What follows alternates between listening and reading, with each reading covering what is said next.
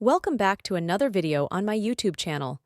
Today, we're going to practice English listening and speaking skills. Our topic of focus is the phrasal verb call upon. We'll explore its contextual meaning and provide example sentences with Urdu translations. I hope you'll find this valuable and gain a deeper insight into the knowledge shared in this video. Let's get started. So here are a few examples. Right? We start with request or invite, used in contexts when you ask someone to do something officially or formally.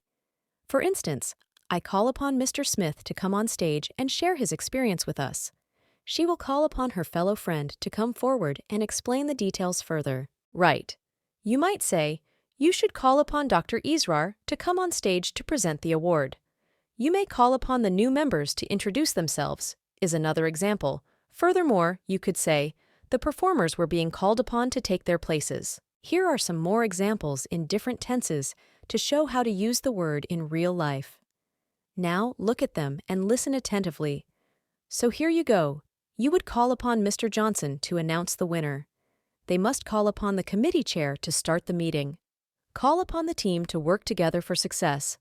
Let's call upon our neighbors to join us for the cleanup drive. Now, let's explore another context where call upon means to appeal to or summon, to ask for help, support, or a response from someone, often formally or earnestly.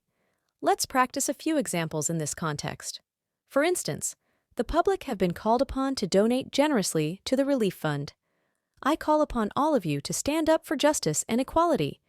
Coach is calling upon the team to give their best effort in the final match. Right. So let's practice more examples to gain a better understanding. Here we go. They call upon the experts in this field to share their knowledge and insights. He called upon everyone present to observe a moment of silence. The central government has called upon the youth to engage actively in community services. So, next is invoke, where call upon means to summon a higher power or authority, such as a deity, spirit, or moral principle. Let's see how we can make sentences in this context. Right, for instance, call upon your inner strength to overcome this challenge. The priest called upon the divine powers to heal the sick. He called upon the wisdom of the elders to help make a crucial decision. She calls upon her principles in times of duty. Right. So last but not least, we use call upon in the context of visiting, where it means to pay a visit to someone, usually formally or officially.